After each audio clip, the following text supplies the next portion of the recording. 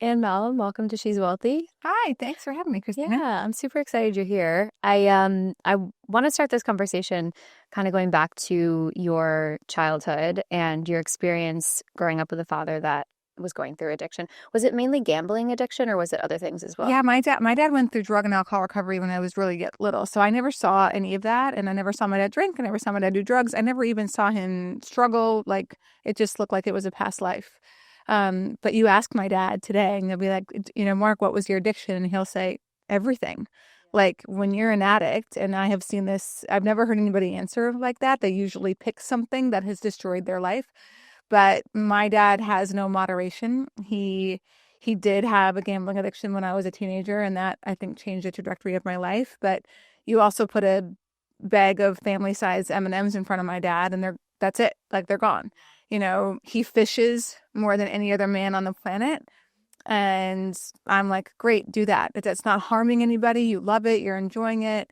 And I remember telling him one time, like, Dad, do you understand why you like fishing so much? I'm like, it's the put it in the water. What are you going to get? Like, it's the same. It's like gambling, right? It's Like, the what is it called? Intermittent reinforcement. totally. You never know what you're gonna get. And again, I can do it again Yeah. and again. And like, it's like a slot machine. Yeah, So same he loves it. Yeah, I'm the same. I've been in recovery for 4 years now. My main thing was alcohol, but obviously drugs and alcohol with that. And it is funny because alcohol was the main thing, but it leaps over into like everything. Like I can't deal with like having too much chocolate in the house, but it's been good in entrepreneurship because I have the all-in. Totally. I've always said that to anybody. I'm like, it can be a superpower if you figure out how to channel it into helping yourself, helping other people, building, creating. Yeah, yeah. It's hard, obviously, being an addict. It's like an impossible delusional situation that you're in. But oftentimes I think back on like my family and my friends and my loved ones that were like telling me for years, like, you need help, you need help. And it's always up to that person to decide, when they're ready to get help. But I get so many questions from people on Instagram being like, as a loved one watching this person go through this, it's so frustrating. Yeah. What can I do? What was that like for you? Like, how did you kind of make peace with not being able to? Well, I built a nonprofit is what I did. But when I was 16, again, like I didn't understand addiction. And so I think for even a lot of people who reach out to you, it may be their first time experiencing it, if they don't have those tendencies for themselves to be like, why can't you just stop? Like you've seen the pattern over and over again. What happens? And I remember asking my dad too. I'm like, Dad, like, why do you keep going back to the casino? And he would say, I only can think about what I'm going to do when I win. And I only can think about I'm going to win. And so he doesn't think about, oh, how much money he lost last time. So it's not like he was trying to be a bad person or was thinking this is going to hurt my family so much. It's like something else takes over. And so that was difficult for me to like get that. It's like you don't have self-control, you don't have these things. So I saw my dad, lie to me, cover things up. And it again was just to feed the addiction. As you know, addictions thrive in the darkness. They don't like to be exposed. So even when my dad told us about this, like he had borrowed $50,000 from my mom's mom, who then got diagnosed with cancer, and she was petrified she was going to die with nobody knowing that Mark, my dad, borrowed this money. So she told one of her daughters, my mom's sister, she called my dad and was like, you have to tell Sonia by this day or I'm going to tell her. So, my dad really got put into a corner with, you need to let your family know ASAP. Otherwise, he probably would have tried to kick the can down the road as far as he could. Right. Yeah. It has to be moments like that where it's like sort of your BS honestly is reflected to you, because I feel like in so many different ways, not even addiction, like you can normalize behavior to yourself for so long, and it's only until the outside kind of shows it to you where you're like, oh my gosh, I need to get it together. But I also feel like as a kid, the awareness that you have now where it was not about you is something that you only learn with age. But as a kid, you kind of like internalize it a little bit because you live kind of, as a kid, you're kind of selfish. You think everything is about you and because of you. Have you noticed that in your life, like where you? Yeah, there was, I mean, gosh, the way that I approached that, I remember even thinking, after this all happened, my life was pretty good up to this point. Like I had life figured out. I was good in school. I was good at sports. I was smart. I seem to have good social, energy, awareness. And I'm like, cool, I'm going to grow up, get a job, get married, have this. I was going to make it. Because everything up until that point in my life kind of indicated that that's how my life was going to go. And so when this happened, it was this wasn't planned. Everybody knew about it. My parents were divorcing. Nobody was divorced in North Dakota. Like, it was just this thing that I felt even more compelled to make something of myself. I wasn't going to be a victim of my dad's choices. I wasn't going to harm myself. I was smart enough. I don't know how, Christina, at 16 to just know if I start making bad decisions, only person who's going to lose is me. Yeah, it's like I can act out. I have all these reasons. But it's my life that I'm talking about here. So I started running a lot. And got like really obsessed with the life lessons that running teaches you. And I was determined to like make something of myself. And I also was determined to make a lot of money, because in my mind, I associated my dad's addiction with gambling and money. That tore apart my family. So I'm like, money's never going to be an issue for me in my life. Yeah, good for you. That's like, it's beautiful to hear that, because I think a lot of people in that same situation would have such a victim mentality, because a lot of people go through life kind of like blaming external circumstances on why I can't do this or why I can't achieve this. Like, I'm this way because of this thing that happened when I was 10. You know what? No one cares. Yeah, like exactly. I'm just like, it's like when that's what I mean and I've heard men and women do this, and I'm like, if you keep playing this game, no one cares. Everybody has had things that happen to them, and you have to figure out if you're going to move past it or not. But the people who don't move past that, that's their whole identity, right? They are so tied up in this story. And if they ever heal themselves, it's this, well, now who am I?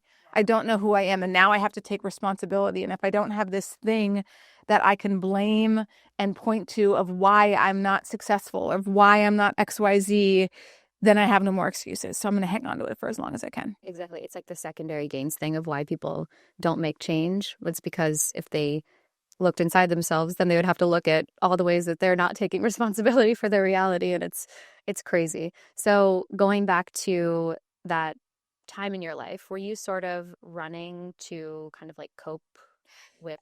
Yeah, I think I was running for two reasons. One, I had some body issues, right? I had a 12-year-old kid, I remember, maybe 13, tell me I was fat, some stranger, some boy, right? So that walks in. Exactly. It's like all these components and ingredients that make our life. And again, they can happen in random moments. I wouldn't even know who this kid was. I didn't even know his name. But it made me feel, oh, my only purpose to men is how I look. From this 13-year-old kid. That's literally how I felt. And then you realize, comments that my dad would make about women, and like the only comments you realize men making about women, especially when I was growing up, which was again 25 years ago, was based on how they look. It was very common for that to be the case, right? And there wasn't a lot of women entrepreneurs. I mean, my mom, when she went to school, had an option to be a teacher, a secretary, or a nurse. That was her career path. So you weren't ever talking about how smart women were or blah, blah, blah. It's like, it's how they look. So I kind of got like, oh, if I want to be of value to men, I need to look a certain way. So that combined with the fact that running made me feel so good, and that I felt empowered and I felt in control and I felt like I was literally and metaphorically moving my life forward through running. It was like the perfect activity for me. Yeah, beautiful. And then that sort of weaved into how you started creating Back on My Feet, which is your first sort of like business venture. Yeah, there was 10 years between that moment. And again, as I told you, I was determined to make my life into something. So I moved really quickly. I left North Dakota because I was like, I can't make myself into something if I'm staying in North Dakota. I'm going to have a life like everybody else. So I went to Minnesota, went to school. I graduated in 3 years. And then I went to Washington, D.C. to go to grad school. I had interned out there for my U.S. senator. And again, it was like, I have to go to these new uncertain places and put myself in these situations if I'm going to be somebody. I cannot stay comfortable. Did you think you were going to go into law? I thought I was going to go into politics. I had an internship at Politico too. Yeah. I don't know why I thought that. Yeah, I loved politics. I was kind of fascinated by it. And so I was studying political communications when I was there, got a job as a policy analyst afterward, had a horrible boss. I had an internship, horrible boss. And then I had a horrible boss as this particular role. And I was like, I'm quitting. Like, I just I'm so thankful for that because I really learned how to treat people, and that'll come back around with back on my feet. So anyway, I moved to Philadelphia, didn't know anybody again, got a job offer there at another nonprofit. I'm like, I'm moving, I'm going to try this. And then for those 2 years, I was very frustrated. I was 24 years old when I moved, and I'm like, I can't figure this out. I don't know. I know I'm supposed to be somebody, and I know I'm supposed to do something big and have impact. I just don't know what it is. And like, I was at the point, I just wanted someone to tell me. I was ready. Like, I'll do the work. I know I can do it. But it took me 2 years to actually make the connection with this homeless shelter that I was running by every day. And I had noticed a group of guys outside the shelter. They waved at me. I waved at them. We had this rapport going on. And I remember this morning in May of 2007, there was a stoplight right by the shelter. And I stopped and I like looked back at these guys and I'm like, oh my God, I'm supposed to start a running club for them. Like, it just felt so obvious and so certain. And so like, yep, this is why I've been running by the shelter. It took me 2 years to figure it out. But I honestly, I kid you not, I saw this vision right away. I'm like, oh my God, running can help them feel as good as I feel. It can empower them. They can start to feel better about who they are. And if they feel better about who they are, their self-worth, their self-value, their self-love will start to increase. And then I can get them jobs and homes. Like, it was crazy how that thought process happened, like literally stopping in that one morning. There's so many beautiful things in that because I think having a 2-year gap of not knowing what you want to do is really uncomfortable. To stand in that space of like, what is my purpose? What is my kind of like larger vision of what I want to create? And then having that need of like, I need to earn money and, all of this stuff. And I think what's really nice about that, and I talk about this a lot as well, is that in those moments, you have to not force yourself to think about the answer. You kind of have to just follow like the little breadcrumbs of joy that you feel pulled towards. And then you have a moment like that where you're like, holy shit, this is it. Well, and I'm going to tell you why taking those risks in my life, like going from Bismarck, leaving to go to college, moving in with a random roommate I didn't know, interning in the U.S. Senate, moving in with people I didn't know, going to a city I'd never been to before, not having my car. Like, there was so many of these new things that I had never experienced where I had this evidence stacking that I was showing myself, I can figure things out. And so if I didn't do all of those things, when back on my feet came around, and I'm like, this is what I'm supposed to do with my life for my career. As you can imagine, everybody was like, you're insane. What do you mean you're going to run with the homeless for your career? I'm like, I'm going to build a nonprofit. I'm going to raise money. I'm going to hire staff. I'm going to build programming. Like I see it. And to have the very loud doubts from my parents, from my friends, from colleagues, mentors. I mean, I would tell this idea to everybody, just looking for one person to be like, this is brilliant. And I couldn't find it. And so that's when I had to really trust myself and go back and be like, hey, Anne, remember all of those risks that you had been taking your whole life that had worked out and you're fine? Like, it's been preparing you for this. And are you a Tony Robbins fan? Kind of. Yeah. So I'm a big Tony Robbins fan. And he talks about these windows of opportunity that we ask for, that all of us, I do believe, they come. And if you're not ready and you haven't prepared yourself, they just pass you by. And you don't get endless number of them. You may get a few. And so you have to be constantly training for the opportunities that you are asking for from the universe. Yeah, I love that.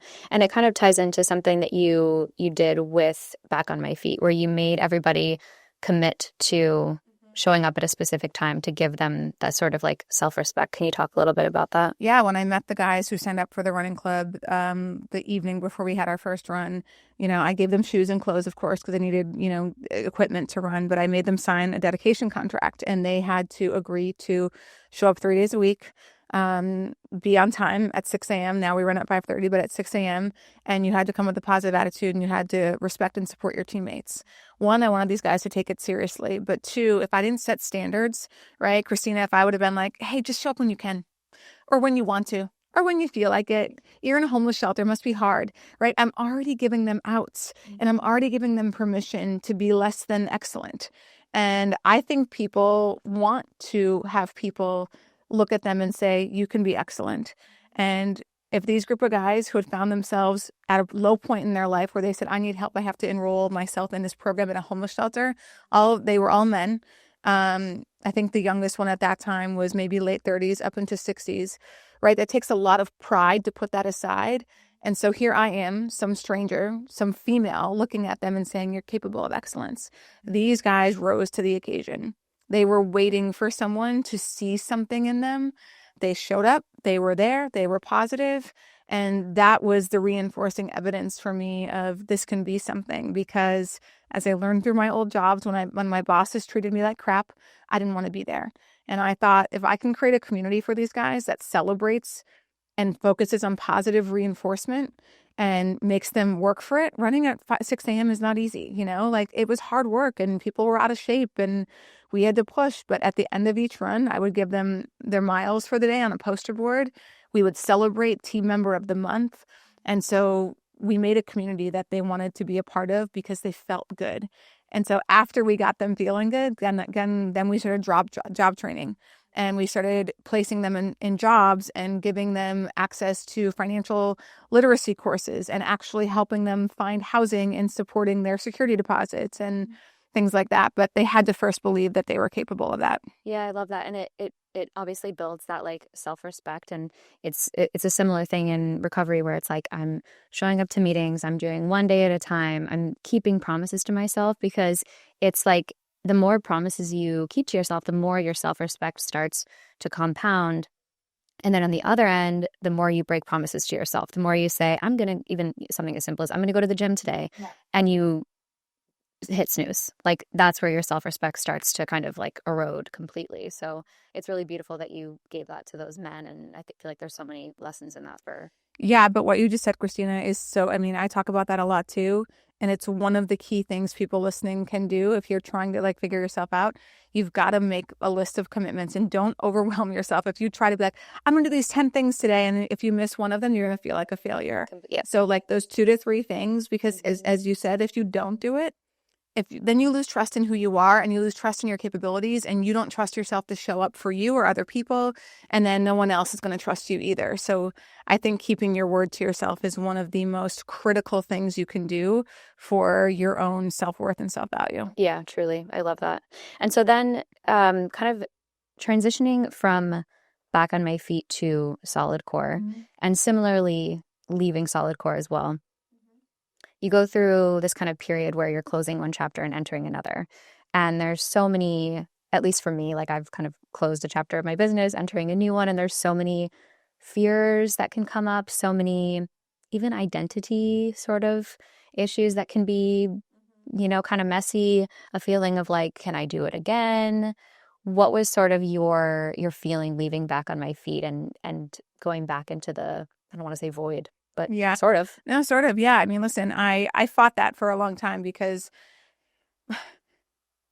the fact that back on my feet worked out against everybody else's opinions, advice, thoughts and beliefs, and like that it worked. It's still going today, but those 6.5 years, Christina, I was a CNN hero, ABC World News Person of the Week, got every award you can possibly think. Like every month someone was giving me an award, from the Boston Celtics to the Philadelphia Eagles. Like everybody was just like, what this woman is doing, right? So I was really filled up from a I'm special perspective, and the program was working, right? We were helping people change their lives. I had 50 full-time staff. I had a budget of $6.5 million, great board. Everything was going great.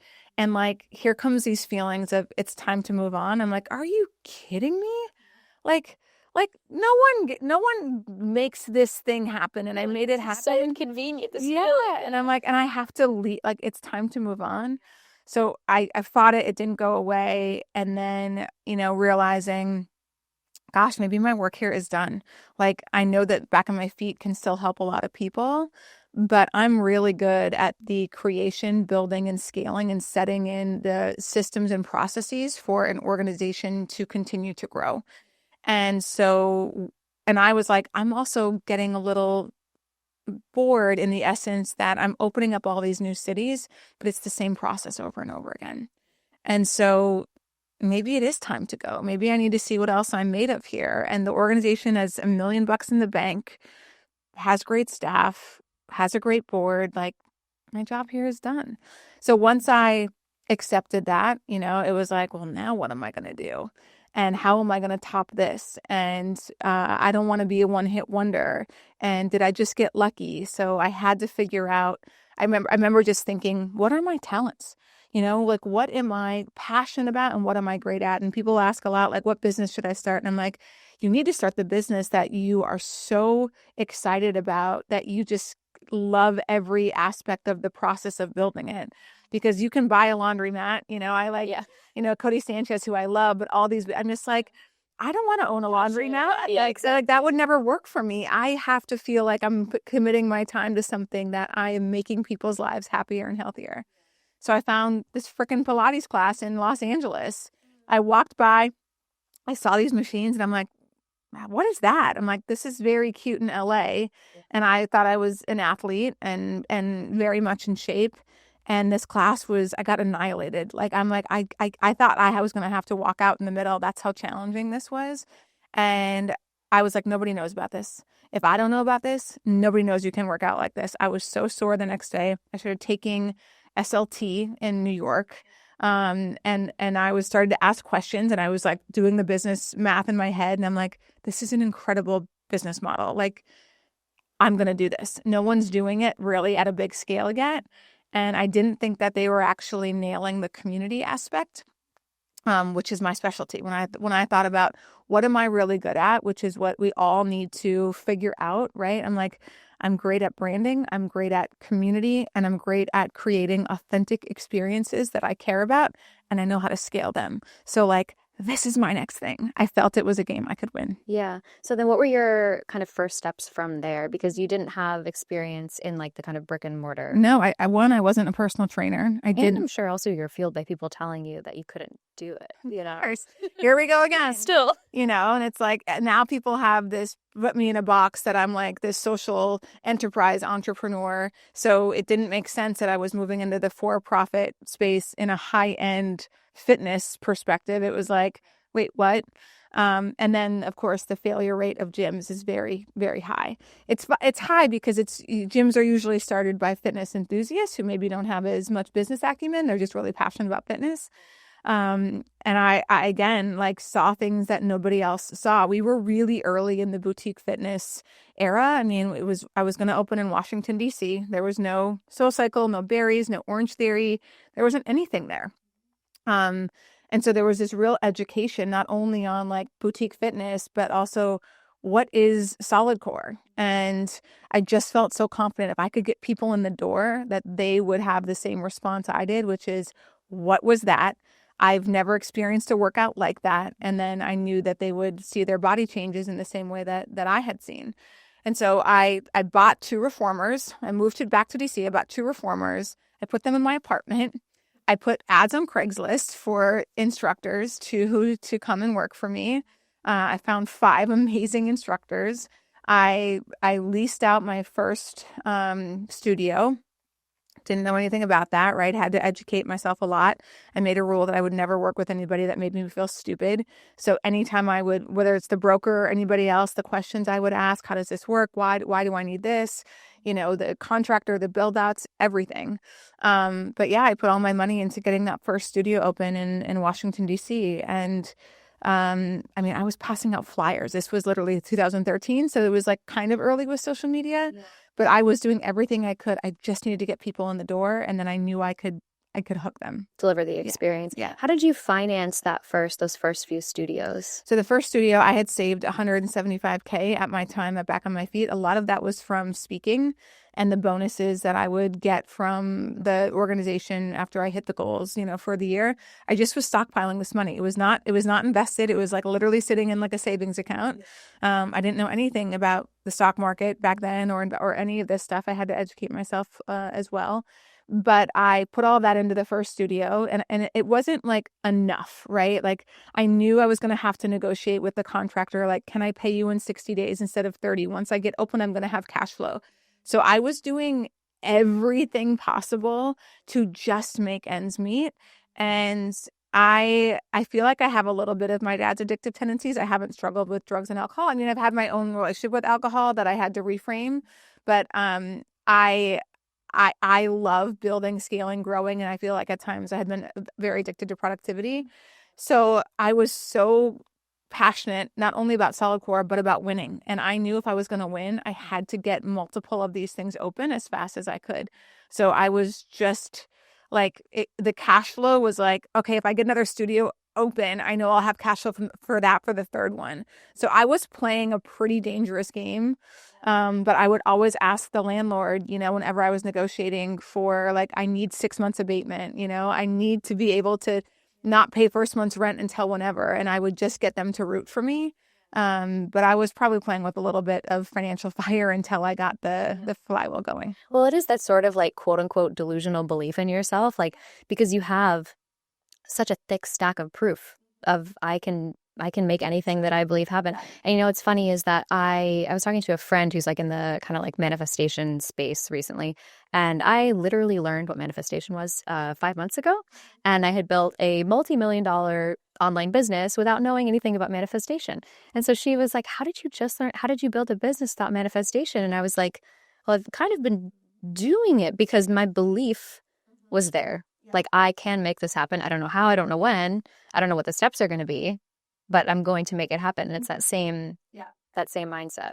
I mean, every entrepreneur that I talk to and see, you either have it or you don't, meaning like you either have the tolerance for risk, right? Because getting one open is one thing. And I have a lot of people that it's like, I'm going to open one and I'm going to see how it goes the first year. I'm like, you're going to lose. No. Yeah.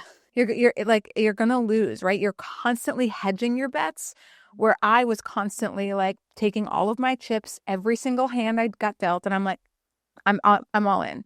I'm all in. I'm all in.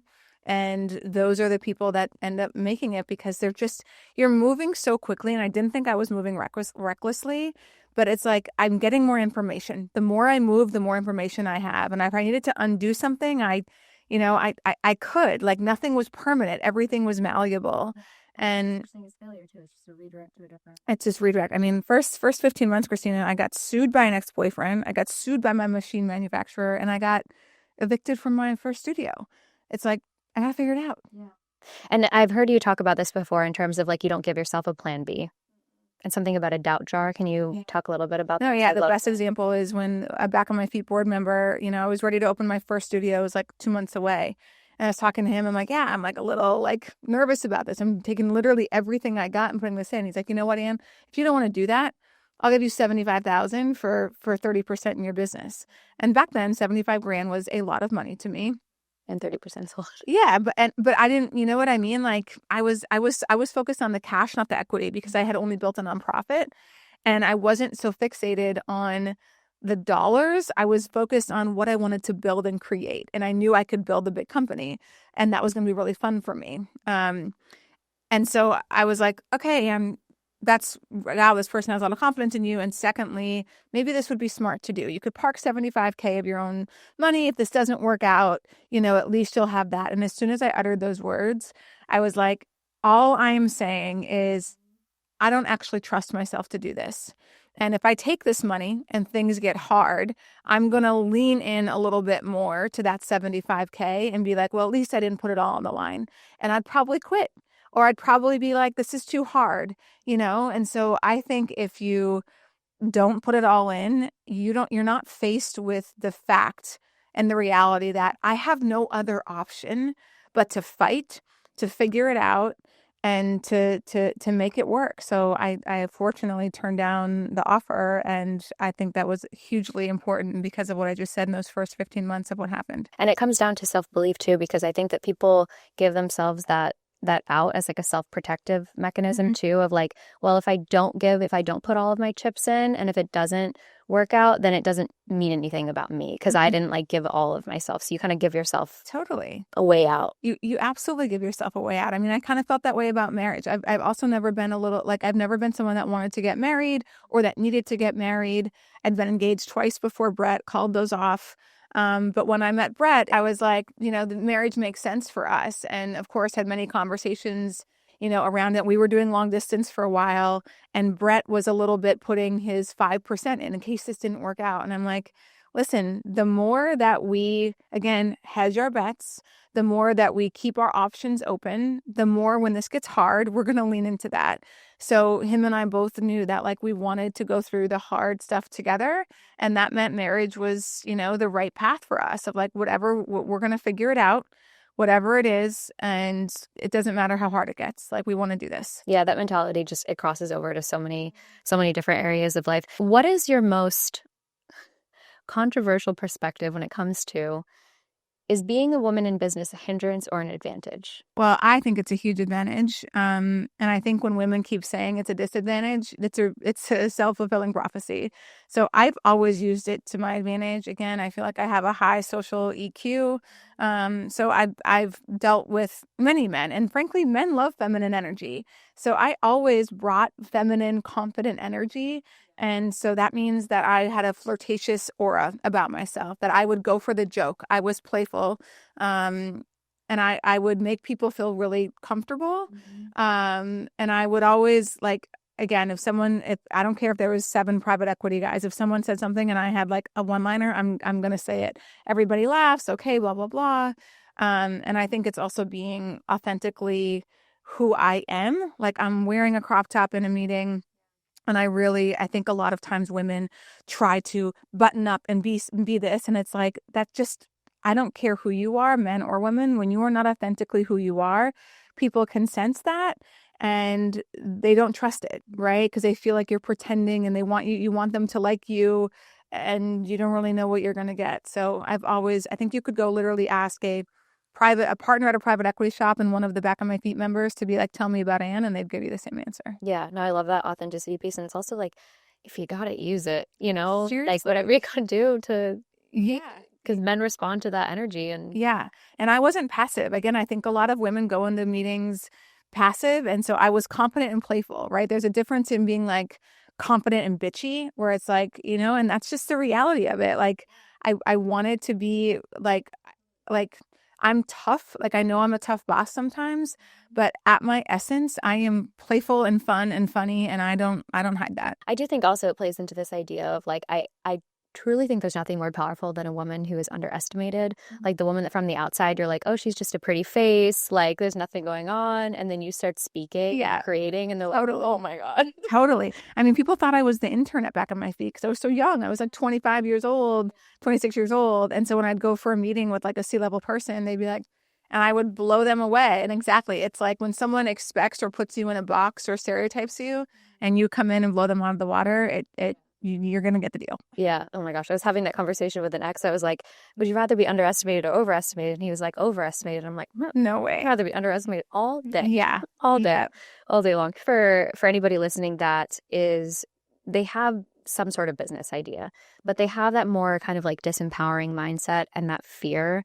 What are some steps you think they can kind of take in their daily life to start like cultivating more of the mindset that has helped you? I think some of these things are simple, and it's like, you got to go to dinner by yourself.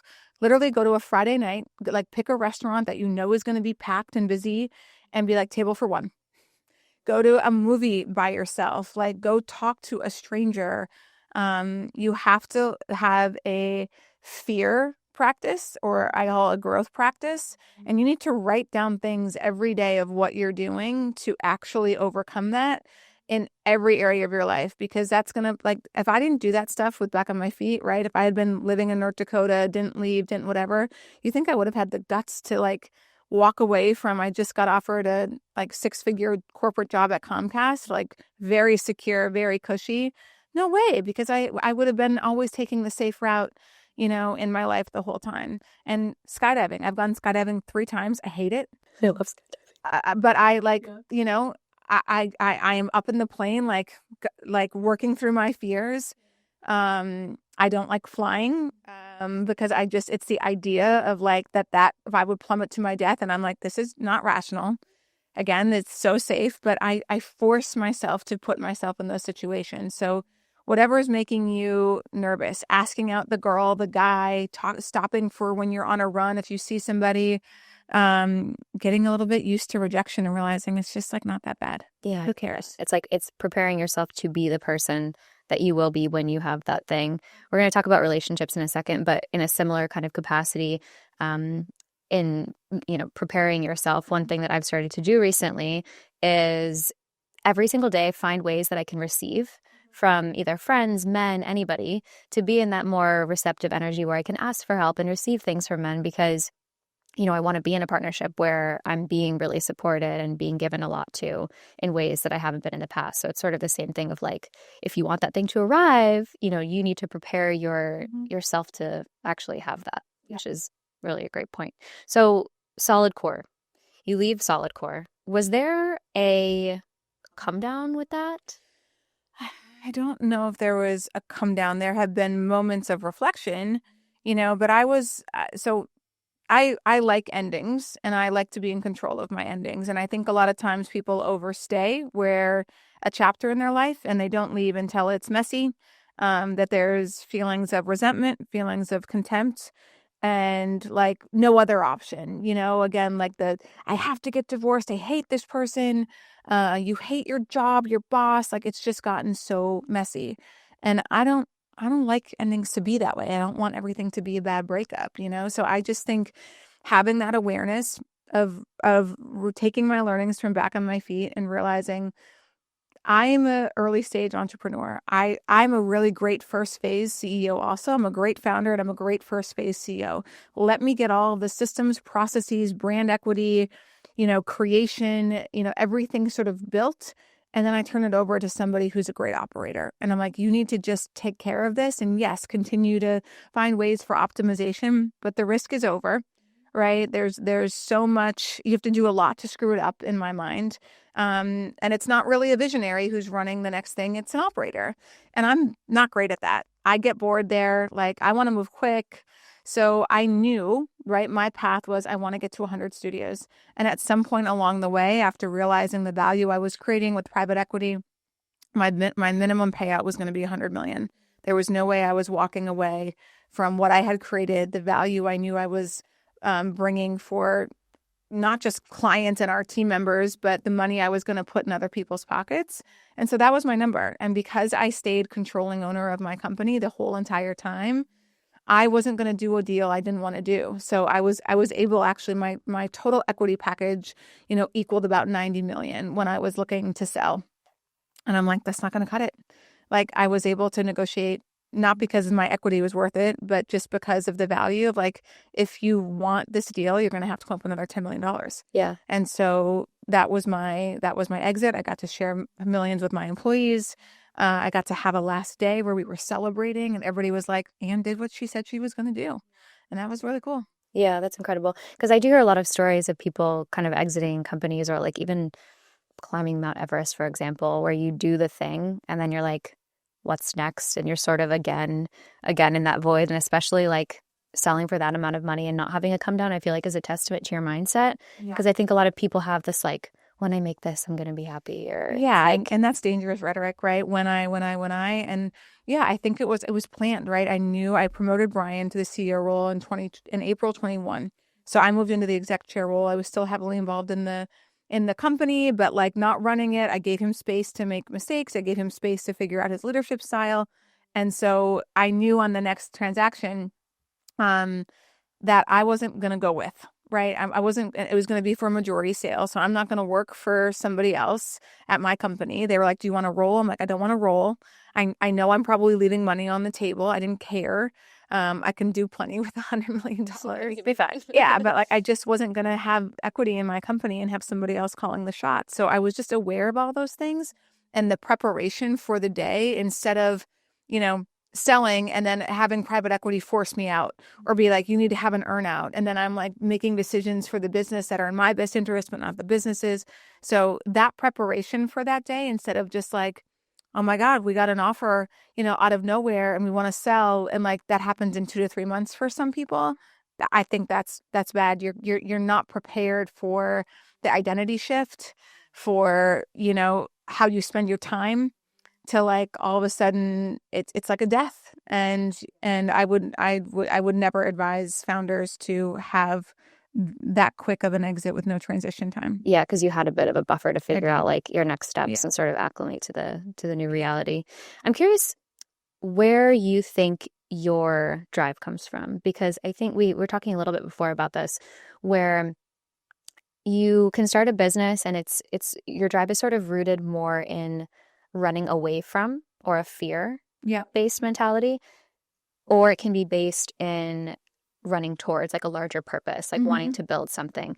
What do you think your personal split has been? Has it changed over the years? And what do you see in like entrepreneurs? Yeah, good question. I think every great entrepreneur is dealing with pain, right? And they use it as fuel, right? You're not going to find any entrepreneur without some sort of personal story of why they feel so driven and compelled to create and build. I just don't think it. And frankly, those are the entrepreneurs I invest in. Yeah. I want to know, right? It's a good fuel. Yeah. And frankly, a lot of them they associate achievement for love, right? People who doubted them. One of the deals I just did, this guy calls it a chirp list. He's got a long list of people who've ever doubted him, who ever said anything to him.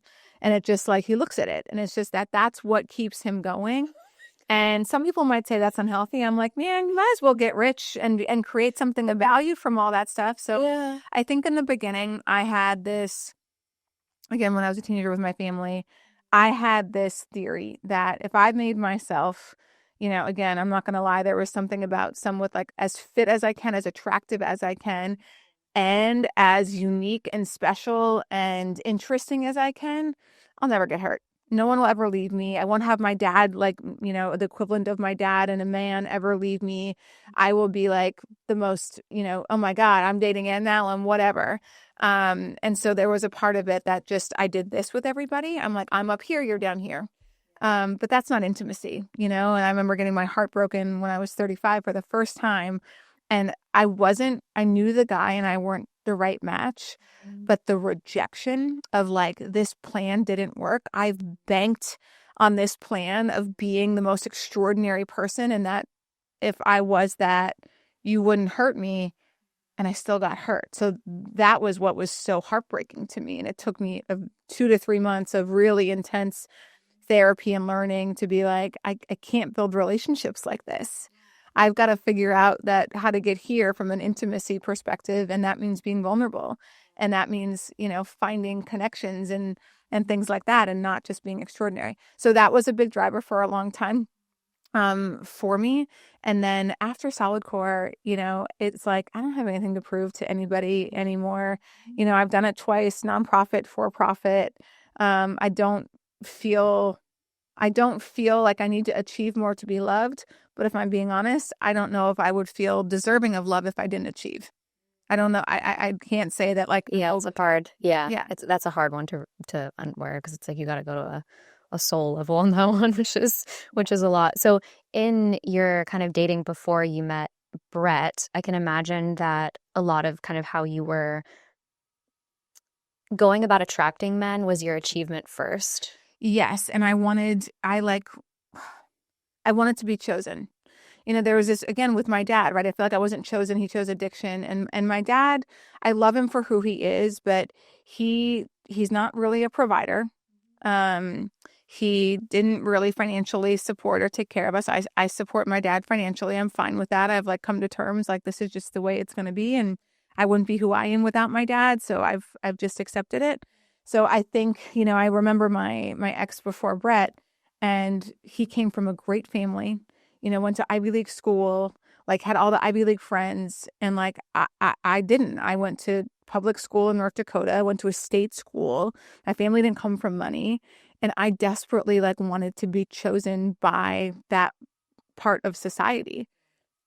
So we dated for a long time, ended up getting engaged, and it was just like, gosh, this isn't the right person for me. And again, you don't know when you're in these, I obviously had feelings for him, but you don't know when you're in them. You need the time and the reflection to look back and be like, why was I so drawn to that individual? And what was I trying to heal myself? Yeah. Or what was I looking for? But yeah. Yeah. No, I love that. And it is kind of, we were talking about this at the Founders Day we had at your house last year. It was like one of the best moments of like these successful women and these successful men talking about like what they really desire in dating and a partner. And I feel like where I see women go wrong and where I've gone wrong in the past is when you lead dating with your achievement first to find a man, rather than who you are as a person and your ability to cultivate intimacy and provide a safe space for the man, then it's like you end up kind of attracting either men that can match you at a kind of ego achievement level but are not emotionally available, or somebody who's like passive who will only make you more masculine. Yeah. Yeah, it's tricky. I'm not going to say it's not tricky. But I do find, and I remember that conversation where a lot of women lead with, like, I just can't find a man who's comfortable with my success.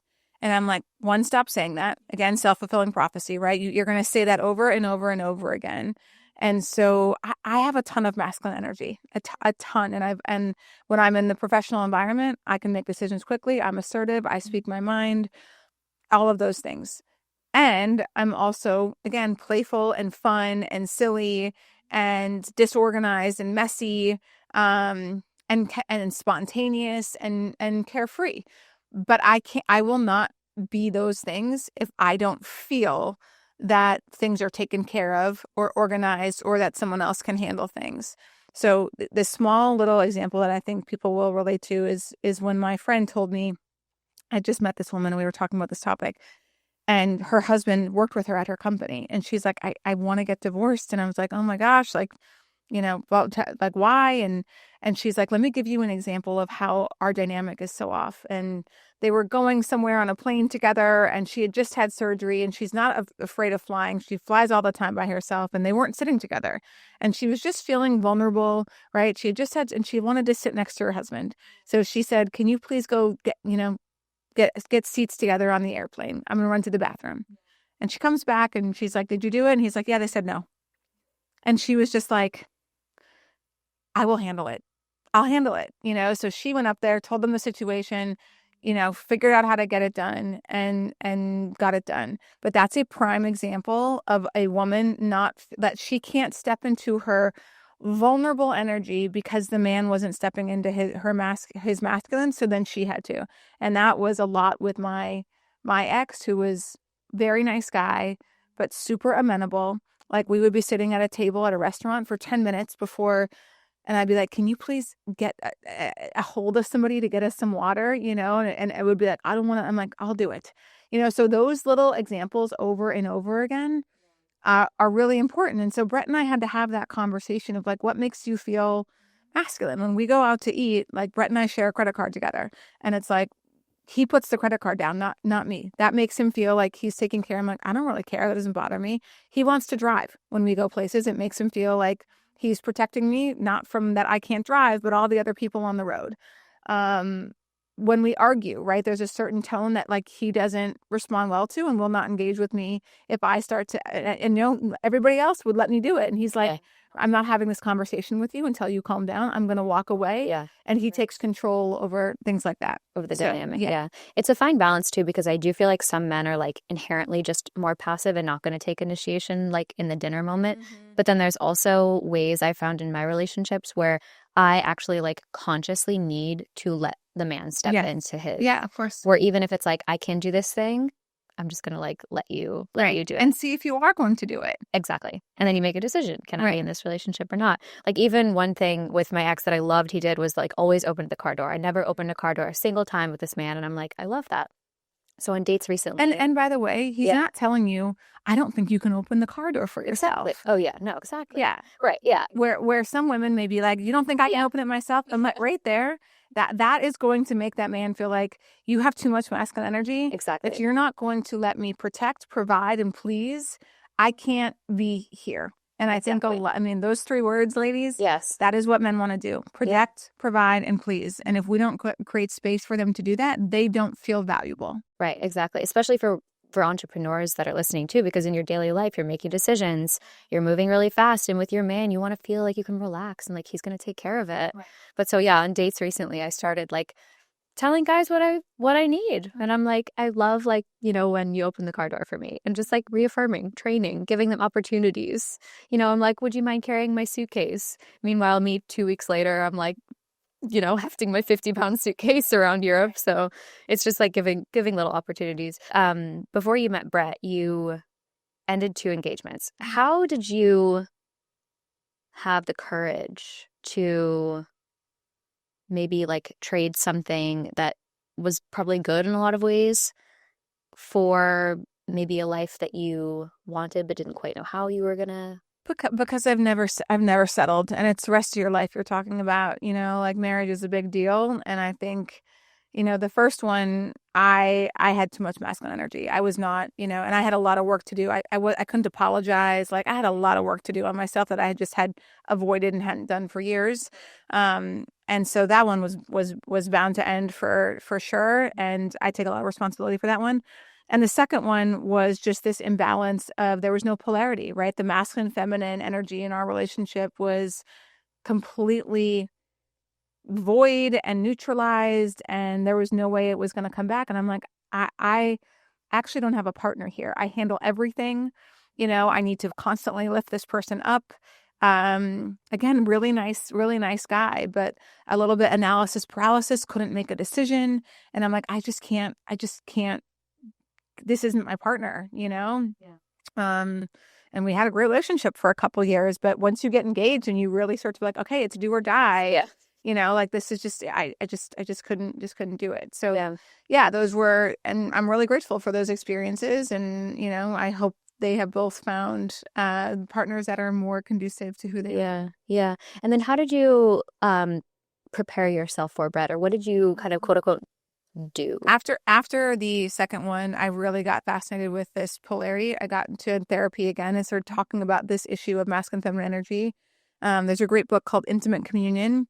David something, I'm blanking on his last name, but I started to read more articles, listen to more podcasts around it, and be like, what can I learn here? And that's when I started to take some responsibility for, again, I have to create an environment here that is going to allow, because I am attracted to an alpha male. I really like a masculine alpha male. And Brett manages that with also kindness. Like he's got this perfect mix of it. So I wanted to make sure I was doing everything I could to attract the person that I wanted. And Brett's relationship, ironically, had ended for the same reason.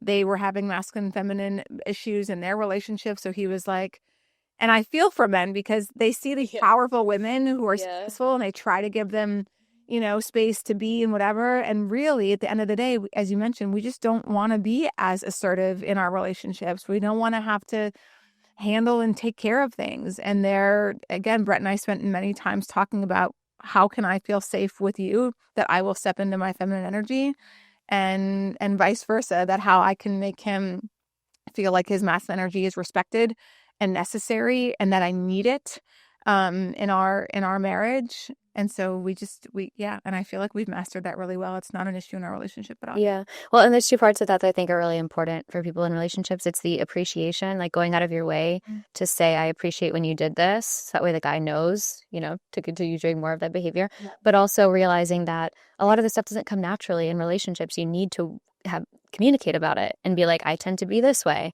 What do you need more of? And because I think like in dating these days, it's so much like, oh, this one thing is off. Let me go find something else rather than working on. Yeah. And I think it can come from, when things aren't happening a certain way, right? Women have a tendency to be like, I want this done and I want it done now. And if you don't do it, I'm going to do it. So it's like when I ask Brett to do something and then I get on him further, he'll be like, babe, if you want something done at a certain time, you need to tell me. But if it's on my schedule for tomorrow and you're going to be upset about that, I don't know that. But you can't ask me to handle something and then get upset that I didn't handle it in the manner at the time frame that you wanted it. If you want it that way, then take care of it yourself. So he'll put me in my place in a respectful manner where I'm like, you're right. I didn't tell you I wanted that done today. And how would you have known that? So again, those little learning moments when conflict arises, it's like, how did this happen? How did this conflict happen? And okay, great. See your point. And it's making those requests of each other of like, listen, when we get in an argument, I can't have you do X, Y, Z. Like that brings out my masculine energy. Or, he'll say the same thing of like, when you yell and raise your voice, I will go into X, Y, Z. I'm like, okay, great. I need to work on that. I can't raise my voice at you. It's not effective. And it doesn't get us to the place we need to be. So it's just learning moments like that, but pausing and saying what's working for you and what's not. Yeah, exactly. And having those check-ins, because I find if you don't and you're just sort of appeasing another person or letting certain behavior fly because it might, like, you just want to be loved. So you're like, let's just yeah, I don't want to rock the boat, right? But you have to have those check-ins because sometimes the relationship can then get to a point where it's so far in a direction that you don't want it, and it's impossible to change the dynamic Right. at that point. Well, I'll say one more thing about that because Brett and I are okay talking about this, but our prenup, right? Like Brett and I were in very different positions financially. You know, he is still building his career. I had a massive exit. And when people talk about money, it's like, wait, so my option is only to date a guy who has $101 million. Like that's my pool of people I need to look at. And I don't really care about, a guy with, I really never cared about someone having millions of dollars for me to date them. Brett is driven and he is talented and he is funny and fun and all of these things. And he makes money. Obviously, it just was a different level. So with our prenup, I was like, this is stupid. Why would I agree to give you millions of dollars if we divorce? I think that's stupid. Like, it's setting our relationship and our marriage up for, I think, a challenging time with like, do I give an allowance? Do you have to ask me for permission every time that you want to spend something? I get to make all the big decisions? So I was like, we're not doing that. I'm going to just gift you some money in our marriage so that you feel on a better financial playing field, that you feel financially secure. Because I don't want to feel like you're with me for the money. And I don't want to feel like if things get hard and we get divorced, you get this big payday. And what do I get? Like, none of it feels fair. So I have just gifted Brett money in the first couple years of our marriage. And like, if we get divorced, there's nothing. Yeah. So that we both have a financial level that we both feel comfortable with, because I want to do things that are commensurate with the success that I've had. Right. And Brett's going to say, babe, I can't afford that. So either, yeah, it just gets tricky. But if I just gift him some money to decide, invest this, do what you want with it, grow it, then we don't have to have that conversation anymore. Yeah, I love that. And it's also, I think a lot of successful women have the limiting belief of like, I need to find a man that's at my level or above because every guy I've been with like makes less money and then the polarity is off. But I think what it comes down to is like the security and the confidence that a man has himself. Because when you meet a confident man that's maybe at the beginning of his entrepreneurial journey, he'll still be able to show up as a man for you. Right. And Brett was like making healthy six figures, but you're talking about healthy six figures with $100 million. It's just not the same. Yeah. And it was up to me, Christina, to decide this could be a breaking moment in our relationship. If I constantly weaponize money with Brett or make it feel like I paid for that, or who do you think's blah, blah, blah, like got attitude with it, how's that going to make Brett feel? He's going to be like, now you're really demasculating me, and you knew the level I was in my career and what I'm making. So like, money is not going to be something we weaponize. We don't weaponize sex or weaponize money. Yeah, good for you, because that ruins a lot of relationships. There's a lot of women, and I've actually been in this position before too, that are either in relationships or not in relationships, but desiring of a life partner like Brett, like a healthy masculine, that subconsciously hold themselves back from achieving because they're scared that if they reach a certain level of success, either they're going to lose their current partner or they're not going to be able to find a man. What would you say to those women? Oh my gosh, this woman, I was keynoting at an event and I did a Q&A afterward. This woman rose her hand and asked me this kind of question where she's like, my husband tells me like, I don't need to do anything else. I don't need to be anything different than I am, but I want to start this thing and do this thing. And I'm worried he's going to leave me, if I do this. And I'm like, well, one, it's going to break anyway. If you don't have this conversation and you decide to hold yourself back, because of this guy, you're going to build up so much resentment that in a few years, if it lasts that long, you're going to leave because whatever. So you have to have the conversation, with that particular partner and be real about who you are and what you want to achieve. There are men out there who like ambitious, strong, driven women who want them to be independent, push themselves, be passionate about something and make their own dollars. Like, I just think that narrative is not true. And if you're ever trying to make yourself small for anybody, even if they didn't ask you to, but you think you need to, you're going to resent them. Like, it's not going to work anyway. 100%. And it's the power of like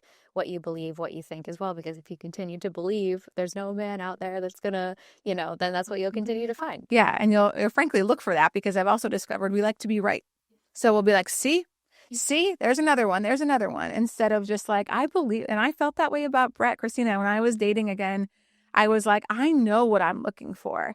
I'm looking for somebody playful. Like I love like callback jokes, and I really think wittiness is such a sign of intelligence. Like I need someone to play with me over text, verbally, like in conversation. All yeah, it has to be there. And I wanted somebody athletic. Like I obviously wanted to be attracted to them. But kind and respect. Like I could see it. I knew, and I never stopped like thinking that not only that person was out there, but that they were looking for me too. And yeah, Brett and I met, and it was like, that's it. I knew. Good for you. It's so good to see. And now you're 3 months pregnant too. Yeah, it's just like incredible to see the kind of life journey that you've taken, and that when you continue to take chances, not knowing what's ahead, but just betting on yourself. Right. And we got married at 43. Like, I don't play that. There's a certain time frame game. Like, it's your rest of your life. Exactly. I know. It's so many women, it's like it's the biggest goal to have a partner. It's like you could have a partner tomorrow, but is that partner gonna like help you grow for the rest of your life? Yeah. You gotta want to be like hanging out. I mean, Brett and I spend so much time together, and I mean, I really can say like I love it. Like he's my best friend, and we like love hanging out together. Yeah, that's incredible. So in this new kind of like phase of where you're at in your journey, you do a lot of investing, a lot of advising, switching gears completely. What are the green flags in a founder that you look for when you want to invest in a company? Yeah, a few things. One, as I told you, they have to have that something to prove. I got to know the why behind the personal story, because there's a lot of drive and they want to win, and why it's so important to them. I don't care the reason. I just need to know that it's real and it's like a fire in the belly. So there's that aspect of it. And it's like the execution to date, like I don't really mess around with founders who've like, oh, I've been at this for 5 years and I have one location. I'm like, nope, like that you just don't have the risk tolerance that I'm looking for. And I forget, when you take an investment, your investor is looking to make a minimum 3x return in the next 4 to 5 years, like minimum, right? So I need to know that you can execute and that you can grow and that you understand what taking this money means. And so I'm not willing to be like, oh, once I get the money, I'm going to grow. I need to see that you figured something out before you're taking an investment. So I don't do pre-seed. I don't do concepts. I don't do ideas. You've got to show that like you've figured something out along the way. Another piece is, how much skin do you have in the game? Like, do you have your own money in here? Are you reinvesting in the business if there's any profits? So that's key. And then frankly, social IQ and critical thinking skills, which I can get a good feel for, over an hour phone call of if they have those critical thinking skills, because they're absolutely necessary when you've got a bunch of things going on from a scaling perspective. Yeah, beautiful. And then for early stage founders, what are some mistakes that you see people making, either strategically or in terms of, like just mindset, like characteristics, ego, whatever? I mean, sure, but like strategically, they focus on the wrong things. They spend so much time on things that don't move the needle and aren't going to have any big impact. And they've actually had the same job for the last year where they haven't figured out how to elevate. So when you're a founder, you don't have a boss. You're the boss. So you have to be constantly leveling yourself up and saying, where are my talents and skill sets, and how do those talents and skill sets have the biggest financial impact for the business? And so if you're doing the same thing you were 6 months ago, my guess is the business hasn't grown very much, because you have to constantly elevate. I remember thinking about that with SolidCore as I was in the exec chair role. I wasn't working 40 hours a week. I was maybe working 10 to 15 hours a week, and I'm still getting paid whatever it was, $350K to be on the exec chair role. So I took that really seriously. I'm like, I need to show up at the board meetings, and I need to find the things that people don't see, and this is a silly example, Christina, but we were packed after COVID. It was like 2022 packed, and like people were on wait lists, and I'm like, we need to move the machines closer together so we can get 2 more machines in these studios so that we can satisfy more clients, right? It's crazy to me that we have 20 people on wait lists and we're not able to take their money. And so that decision alone, which feels like, oh my God, how did nobody ever see that, was a multi-million-dollar decision that all of that money poured to the bottom line. So I would always be asking myself, what can I think of? And I viewed that responsibility very seriously, because I was the highest paid person in the room. I better show up with the best ideas. So those are some of the things like that I see. That's just what I mean about they don't have the right business acumen or thinking. They just feel like, I'm the founder, so like it was my idea. And I'm like, you better work for your job every day. You better prove that you are still worthy of being paid and being the CEO or whatever in this business every day with what you bring to the table. Yeah, that's fantastic advice. I- In this kind of new chapter, you're going to be a mom soon in 9 months. That feels so weird to even say. It's never been an identity that I've had of like a mom. It'll be a transition. Yeah, how has your mindset with that evolved? Um, I think again, having kids, we were talking about this a little bit earlier, but it's always been partner and lifestyle dependent to me. I know I would never have been able to have a kid if I hadn't achieved a good amount of success in my life. That had to come first for me because, you know, this is not right or wrong. Everybody gets to choose the life that they want. There are people out there who are like, I was born to be a mom and I want to have 4 kids and I want to pour into them. Thank God for those women, right? Because we need to continue to procreate and have children in the population. That has never been something that has been a calling to me. I have always said, and there's a long time where I'm like, I'm never having kids. And then it's partner dependent. I'm not really sure. I've been wrong before. Never say never. And so when meeting Brett and us just talking about our life, what we wanted, what would make sense for us, it was like, yeah, I think a family makes sense for us. And I know Brett's going to be an incredible father. And I also can say pretty confidently that my world is not going to revolve around my kid for 2 reasons. One, I have other activities and things I love to do. And two, I'm looking to raise, we're having a boy. I'm looking to raise a man. Like if I don't want him to see that my job as a woman is to cater to his needs all the time, is to, I drop everything for you. That is not the example I want to set for a woman in his life. I want him to see a strong woman who has priorities, who loves him, who respects him, who challenges him, who pushes him, who doesn't coddle him. But I'm not ever going to forget that, like, I am raising a man, I'm not raising a boy. Yeah, I absolutely love that because there's so many men walking around today that have that kind of like relationship with their moms, and it causes just like endless it problems it and it, re- it relationships. it really does. Yeah. It's a lot. Yeah, no, I love that because I have the same thing where for a while wasn't sure whether I wanted to have kids or not, and then reached a place like only in relationship when I'm with a man who I really love and I can see like as a father where that starts to kind of creep up again. Yeah. But being single again, I'm like, I don't know. Yeah. I don't know. And I think that's such a fair thing. And I would be like, I know if I never had kids, I would be completely fine and happy. And I don't think I would ever be sitting there at 80 being like, I can't believe I didn't have kids. I just would never allow my life to not be full and filled with excitement and joy and purpose. I just wouldn't, I just would never put myself in that situation. Yeah. And how do you fill your life now? Like, who are you today? Yeah, great question. Yeah, I mean, I would be lying if I didn't say that, I don't associate who I am anymore with work. Like I'm a beach volleyball player. Like I'm somebody who is generous. I'm somebody who's curious. I like to challenge myself right now a lot physically. I like to empower people. I'm having a lot of fun helping to teach and share my advice and my input and opinions and experience and mistakes with people to try to help people level up in their own lives. I'm loving the speaking. Like, I think when you have to go on stage, especially this day and age when people's attention spans is like zero, and it's my job to keep people captivated for 45 to 60 minutes. And I always tell people when they book me, like, one, I will be the best speaker you've ever had. And two, it is my job to make people leave that room and think and act differently than they did the 60 minutes before me. I will empower them. I will help them feel that they are capable of so much more in their life and that they can lead a life that they've never thought possible for them through exercises I do, through storytelling, and that's exhilarating for me to be up on stage with pretty much no notes and be able to do that. So I love that. And then the investing and advising piece, it's definitely not as fun for me as being an entrepreneur. It's just So not. business. You're like, Yeah, and I know I can be helpful, so I'm like filling my time a little bit with that. yeah.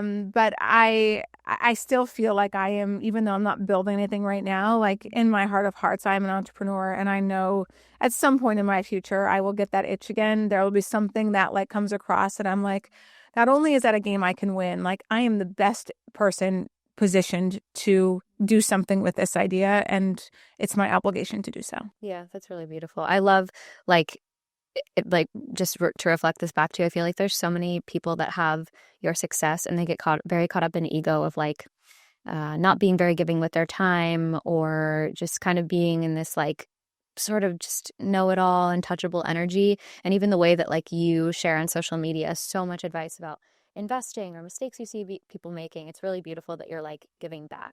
Yeah, thanks. I try to use my platform for like educational So good content. Yeah, you're one of those people, every time I see him like screenshot, like even listening to this podcast, I'm sure people will be taking notes. Since this kind of has a wellness focus, any daily wellness mindset practices that you do to stay grounded? Yeah, my days consist, like I'm up at between 6:15 and 6:30. I especially now, like I need 8-9 hours of sleep for sure with this baby growing. And I play volleyball every day from 7 to 9:30, like every single day. So depending if I booked calls for afterward, I eat, and then usually I'd book calls from like 11 to 2, and then it's the gym in the afternoon. If I didn't book calls, I'm eating, and then I'm going to the gym to lift. So I'm going to keep doing that as long as I feel my body's going to give me the energy to do that. You know, the water piece, right? Like you got I don't even know if that's a Stanley. Oh, it's a Yeti. It's a Yeti. It's like a 5. But I have, like, if I don't have it, I won't drink enough water. So that's super important for me. The eating, again, pregnancy is weird. So there's definitely been some different things. But besides that, like Brett and I eat the same thing pretty much every single day. It's a smoothie, and then I have a yogurt bowl. And then for dinner, it's pretty like between 3 or 4 different meals that we have at home. And it's funny, Christina, because I think that people think like, oh my God, you're so SolidCore, you must be gallivanting around. And I'm like, we never go out to eat. We go out to eat like once every 2 months. We just like to cook at home. Yeah, but like we like our own food, and that makes me feel, really good. I get high quality sleep. Yeah, I just those are kind of using the cold plunge in the sauna in your backyard. It's great. I mean, again, I can't sauna right now either because of being pregnant, and I can like put my legs in, but like, yeah, you're not supposed to like get the area cold. Yeah, so that's been annoying, but I can red light therapy. So we bought a red light therapy bed that I do pretty much 5 days a week. So there's that. Yeah. That's great.